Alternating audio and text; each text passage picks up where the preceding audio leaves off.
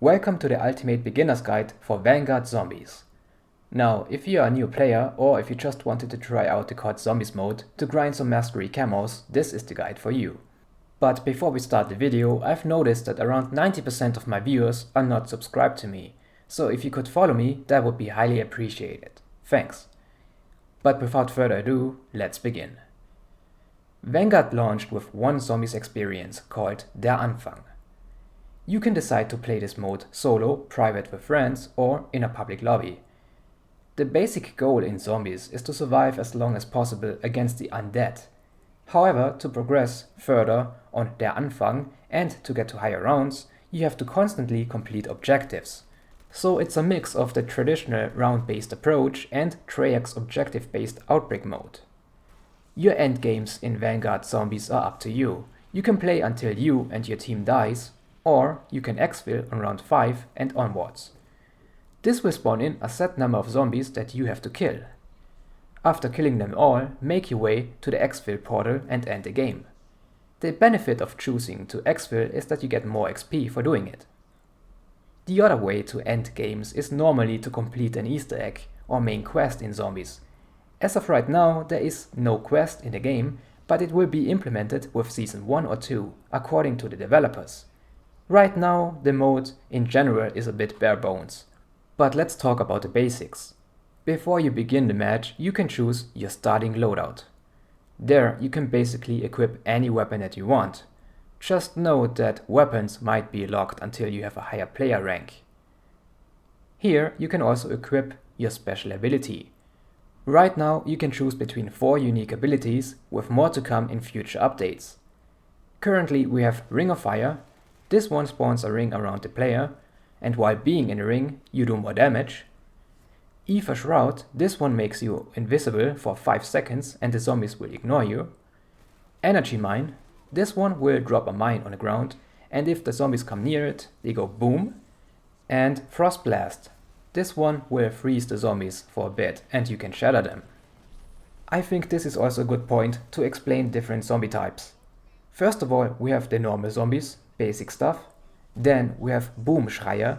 They are fast, red and glowing. They also explode and can damage you a lot.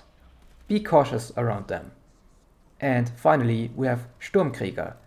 They have a lot of health and a minigun. They are your biggest threat, so avoid open fire and take them out quickly. On your screen you have a minimap. This is useful to see zombie spawns and perk locations. It will also hint towards ground loot boxes and Ethereum crystals around the map. Both of those can reward you with loot. Simply open the boxes or shoot the crystals and you will get some random loot. Under the compass you can see your current location. On the top right is your current round number. Perks are displayed at the bottom and your weapon, ability and equipment are towards the bottom right. You can see that your special ability is ready when the circle is full. Your weapon level is displayed under the weapon icon. On your left you can see your points, salvage and sacrificial hearts, as well as your health bar and health number. This icon right here means that you currently have a self-revive equipped. The icons next to it are the covenants. I will talk about them later. Points are the basic currency in the game. With them you buy perks or weapons. Salvage can randomly drop by killing zombies. It's the green ground loot. With salvage you can craft armor and certain equipment at the crafting table. The crafting table is in the main hub area right here. You can craft tactical or lethal equipment or score streaks. However, score streaks are currently not yet in the game, but they will come at some point in the future. And sacrificial hearts are the rewards for completing objectives. So let's talk about them. You begin your game in the main hub area. Here you have all of the stuff that you need. You have your crafting table, your pack-a-punch machine to upgrade weapons, and the mystery box to acquire new weapons. The 5 perks are also around here, but you will notice that everything is locked. You need to remove the barricades and open up more of the map. And therefore you have to go through the red portals. You will get teleported to a different location and you will need to complete the objective. There are only 3 objectives right now and they are all easy to do. We have Blitz. In this one you need to survive for 3 minutes and just kill zombies. Then we have Harvest. In this one you need to kill zombies until they drop red rune stones. Pick them up and deposit them at the monument. And finally we have Transmit. In this one your goal is to escort a floating zombie head across the map. You need to stay near it for it to move. Completing an objective will give you a lot of points and 1 sacrificial heart that you can trade in for abilities in the main hub area. I will explain that in a bit. Also note that we will get more objectives in the future. Don't be surprised if you're watching this video and have different objectives. The current point system is the following. You get 20 points for a normal kill and 30 points for a headshot or melee kill.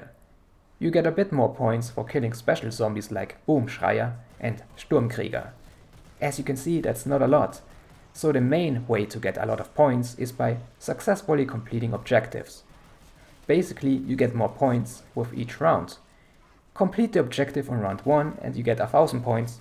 On round 5 you get 5000 points and on round 10, 10,000 points. The armor system. Remember the green salvage that you can collect? Well, you can spend it at the crafting table to buy armor. Armor has 3 tiers, each tier giving you more armor, obviously, and it's an absolute necessity in this game. You can buy armor as soon as you have enough salvage, or you can get lucky and get a tier 1 armor drop from a random zombie. Regardless, I advise you to always upgrade all the way up to tier 3, it's really helpful. Speaking of helpful stuff, let's talk about your perks. First of all, perks are now fountains. In previous games, they came from machines and you could drink cans or bottles.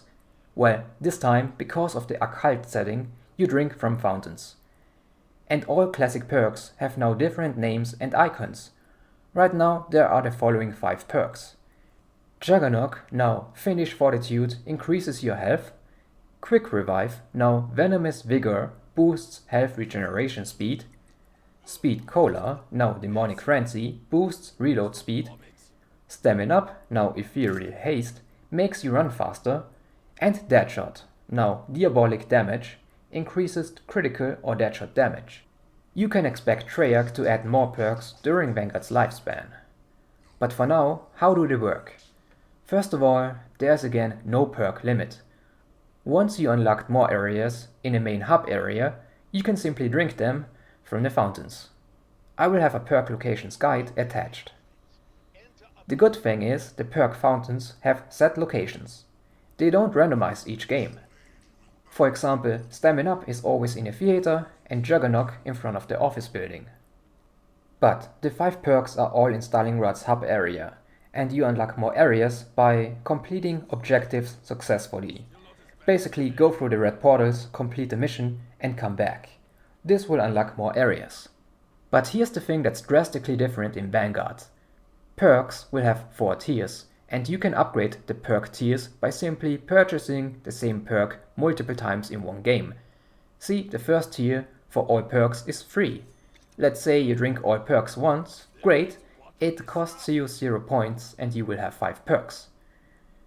But you can also make the decision to say, oh, I want to drink Stamina Up, for example, again, to increase the perk effect. The first tier was free, now tier 2 costs 2500 points, and if you want to upgrade it to tier 3, it costs another 5000 points. And if you want to drink tier 4 of any perk, it costs 7500 points. Meaning to fully max out one perk in one game, it costs you 15,000 points. I'll do the math for you and tell you how much it would cost to fully max out all 5 perks to tier 4. It's 75,000 points. That's a lot, I'm not gonna lie. And in reality, you would have to be on a really high round to buy all of them. While we are talking about it, here's what happens if you go down. You lose 1 tier of each of your perks, but never the base tier 1 once you bought it at least once. So let's say you have the following 3 perks. Juggernaut at tier 1, Stamina Up at tier 2 and Speed Cola at tier 3. And then you go down. Well then, Stamina Up gets set to tier 1, Speed Cola gets set to tier 2, but Juggernaut, because it's already tier 1, will be still tier 1, because that's the base level, and you keep that if you go down. But hold on, what's the benefit of even upgrading to higher tiers, you might ask? Do you get unique extra abilities at tier 3 and 4, similar how perk tiers in Cold War had new effects? Well, no. Higher tier upgrades only increase the base perk abilities. For example, Juggernaut Finish Fortitude gives you 25 extra health for tier 1. If you choose to buy tier 2, you get another 25 health, tier 3 and another 25 health, and tier 4 for another 25 extra health. Meaning, tier 1 increases your player health from 100 to 125, and if you have tier 4, you basically have a player health of 200. Just keep in mind the risk of going down and how expensive it can be to buy certain perk tiers again. Now that we know how perks work in this game, let's also discuss weapons and weapon rarities. So weapons, right? They can have different rarities. If you begin a game of zombies, you can pick any weapon of your choice. This loadout weapon has the white rarity and is the default one, meaning it's the worst one. The good news are that you can upgrade your weapon rarity. This will increase the damage of your weapon drastically. In Vanguard Zombies, all you have to do is to Pack-a-Punch it. The infamous Pack-a-Punch machine has 3 tiers. Each tier costs twice as much as the previous one. Tier 1 costs 7,500 points, Tier 2 costs 15,000 points, and Tier 3 costs 30,000 points. Upgrading your white loadout weapon to Tier 1 will upgrade the weapon damage and make it a blue rarity weapon. If you choose to upgrade this Pack-a-Punched Tier 1 weapon to Pack-a-Punch Tier 2, it will again increase the weapon damage and make it purple. And finally, if you upgrade from Tier 2 to Tier 3, the rarity will skip from purple to orange, which is the legendary tier, and the highest weapon rarity for normal weapons. And that's basically it. It's also important to mention that you can acquire weapons from the mystery box, like in previous COD Zombies games.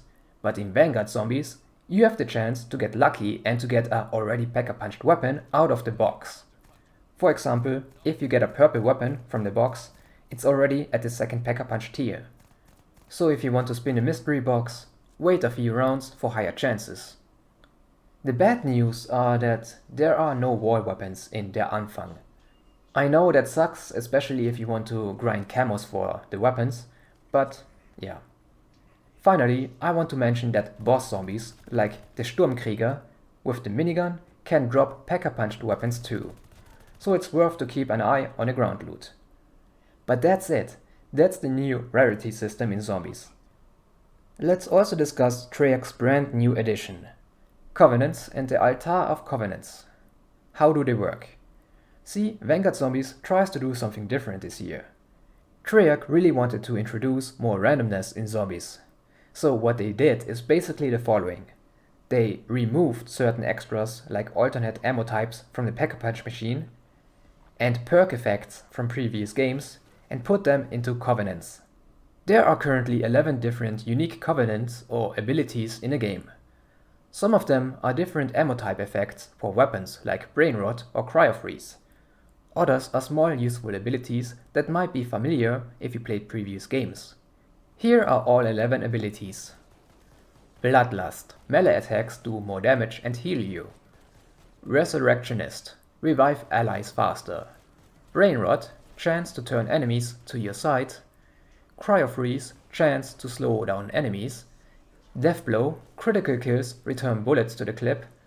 Ammo Gremlin. Stowed weapons refill ammo from stock automatically. Dead Accurate. Consecutive hits on the same enemy do more damage. Splatterfest. Enemies killed by explosions may explode.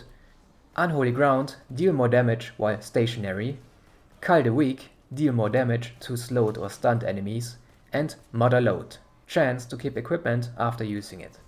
And each of those covenants can have a rare, epic or legendary rarity, meaning that you can find stronger abilities of the same kind if they are legendary. But how do you find and activate those covenants? Well, you can find the Altar of Covenants in a spawn area, which is also the main hub area. It's next to Pack-a-Punch, by the way.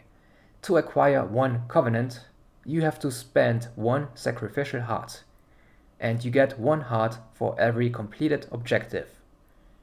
The 3 different objectives can be triggered by going through the red portals in Stalingrad. So go through the portal, complete the Blitz, Harvest or Transmit objective successfully, and warp back to the main hub area.